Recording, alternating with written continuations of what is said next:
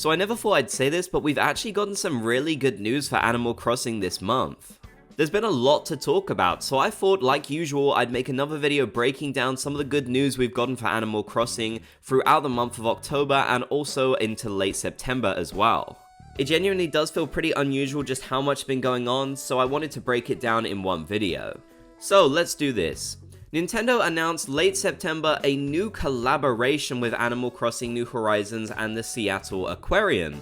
Isabelle announced over on the official Animal Crossing Twitter account, "We're teaming up with Seattle Aquarium to bring Animal Crossing New Horizons to the Seattle Aquarium. Starting October 7th, guests can enjoy aquatic photo ops featuring their favorite characters, plus visitors can learn about aquarium critters from Blathers." So this might seem somewhat familiar to you, and that's because this collaboration has actually taken place in Japan in previous years. We're finally now getting it outside of Japan for the very first time, which is a positive sign in my opinion, as it does show that Nintendo is trying to bring more of their Animal Crossing events and such to the rest of the world. Now, I know some will be disappointed because this isn't an in-game collaboration. Unfortunately, nothing really happens with a museum in the game. Leave a like on the video if you would have liked to have seen a new collaboration update in New Horizons itself though. But I do still think this is really cool, honestly, and we've gotten to kind of see what this will look like for some people at Seattle Aquarium. We've seen some pictures on Twitter and such. Pook Uni has actually shared what this will look like if you go there yourself, and honestly it looks really cool. They've got some Animal Crossing merch for sale, which I think is fantastic. Lots of really sort of detailed infographics about creatures that you can find at the aquarium that are also in the game. So yeah, I just think it's a really good idea, honestly, and it's a super positive for anyone who can visit it. And whilst a lot of you will not be able to visit this, we can only hope that they will bring it to other places around the world, something that I'm fairly confident they will start to do now.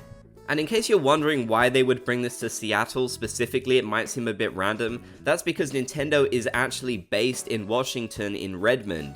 So the obvious connection with Seattle does actually make a lot of sense. Let's hope this can lead to even more collaborations. Oh wait, it actually kinda did.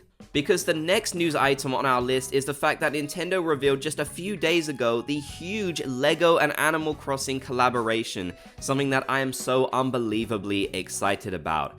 Now, this was actually expected because it got leaked a few months ago and I have talked about it in a few previous videos, so maybe this won't be the biggest surprise, but something that did surprise me is actually just how good it looks, honestly. This looks a lot better than I was expecting.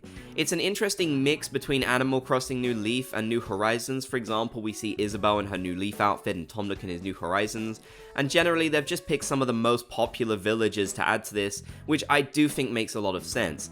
Whilst it would be nice for us to all see our favorites and that, I mean, where's Bob? Come on. I do get why they would pick the most popular villages.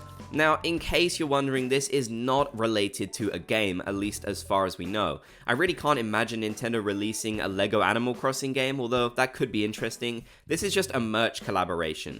But still, it's a pretty big deal to see Animal Crossing get collaborations like this. Mario is the only other Nintendo property as far as I'm aware that has gotten LEGO. I think maybe Pokemon has, but technically that belongs to the Pokemon company, it's just published by Nintendo, so really I would only properly count Mario. The fact that Animal Crossing got a collaboration with LEGO before something like Zelda is just insane to me, and it's really exciting. I think potentially in the future we could see even more, maybe minifigure packets as well with random villages in it. That would be super exciting, and I'm just really happy that they've decided to do something like this. So far I've seen mixed excitement for it online. A lot of people understandably have said, well, why haven't they done something in-game, which yes, I totally get. But just as an Animal Crossing fan overall who likes Animal Crossing more than just the games themselves, I'm personally really happy about this, and I'm glad they've actually put some effort into it. Something really interesting to me is the fact that this isn't branded as Animal Crossing New Horizons, it's just branded as Animal Crossing. That kind of shows me that Nintendo is trying to move more away from New Horizons. In fact, I think their idea here actually could be quite a positive, as they could be looking at it from the point of if they release a new Animal Crossing game, maybe with the launch of the new console next year, this collaboration will still be relevant. It won't be tied to the older Animal Crossing game. It really means that whatever Animal Crossing game you've been into, whether it's a future one, New Horizons, or even New Leaf, you could enjoy this collaboration and you won't kind of feel left out. It does also make me wonder if maybe in the next Animal Crossing game they might go back to some of the old New Leaf designs, like with Isabelle. After all, it is her most iconic look. I never really felt like her New Horizons one took off in the same way. So yeah, this collab is definitely a big positive in my opinion. I'm looking forward to getting it. I will do some unboxings and such on the channel and some builds, I guess. I also believe we are due more details about this, as currently we don't even know what the actual sets will be, so there's still more information to find out. So make sure you stay tuned because there's a lot to learn about this collaboration. Now, just a minor one here, but I thought you'd still want to know about it. In order to celebrate Halloween and just, the spooky season, Nintendo has announced they'll be adding in some Halloween characters and also backgrounds for the season. Well, I should say Halloween character because it's mostly just Jack, but still, hey, it's cool to finally get him as an icon. You can of course get these icons from the missions and rewards section of Nintendo Switch Online if you have that, and you can also get Raymond and Shino this month too because it's their birthday in the game, some of the most popular villages. Or you could pick up Resetti and his brother Dom Resetti too, why not, or CJ I guess, although he's not one of my favorites, I'm not gonna lie. So yeah, I'm just happy they keep updating this thing because whilst I know it's not game content, it's still nice. Also, I feel like it's worth note that talking about Animal Crossing merchandise, the Animal Crossing Switch lights that they revealed last month are releasing this month, so you should be able to get your hands on them soon in retail stores. The release dates depend on where you live, I believe, so I would make sure to Google it in case you are planning to pick one of them up.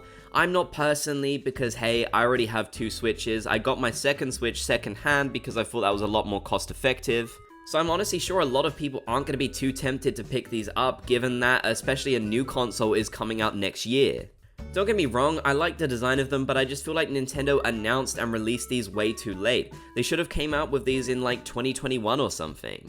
Alongside the 2.0 update, these would have probably been a pretty big success. But yeah, I think Nintendo definitely left this a little bit too late, and it kind of just seems like an effort to get a little bit more money out of Animal Crossing fans before we all move on to the next console. Also, I just think the original Animal Crossing Switch looks a lot better, I'm sorry. Now, this last item of news isn't actually good news, but I felt like I had to include it within the video. Nintendo has confirmed a few days ago that they will be shutting down online services for the 3DS and the Wii U.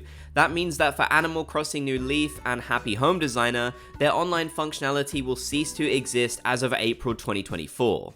This is really sad news in my opinion. Of course, it doesn't affect Animal Crossing New Horizons, which is great, but I have so many great memories playing online in Animal Crossing New Leaf, which honestly had much better online experience than New Horizons ever did, so it's really sad to learn that we'll be losing this.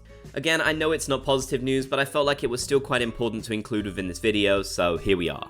So yeah, definitely lots of interesting things going on for Animal Crossing this month. I'm pretty pleased with some of the stuff that's happening. It does honestly make me really hopeful for the future, as it shows that Nintendo is taking Animal Crossing seriously and they're treating it like one of their big franchises, which they should. Let's hope that does lead to a new game release very early on with the new console that we're expecting next year. Even if that's just a spin-off or a port of an older game, I think a lot of us would be very happy. Let me know your thoughts down in the comments section below though. What are you most excited about? If you made it to the end, be sure to comment Bob's Gang so I know you did. If you enjoyed, be sure to leave a like, and if you haven't already, consider subscribing and turning on notifications for more.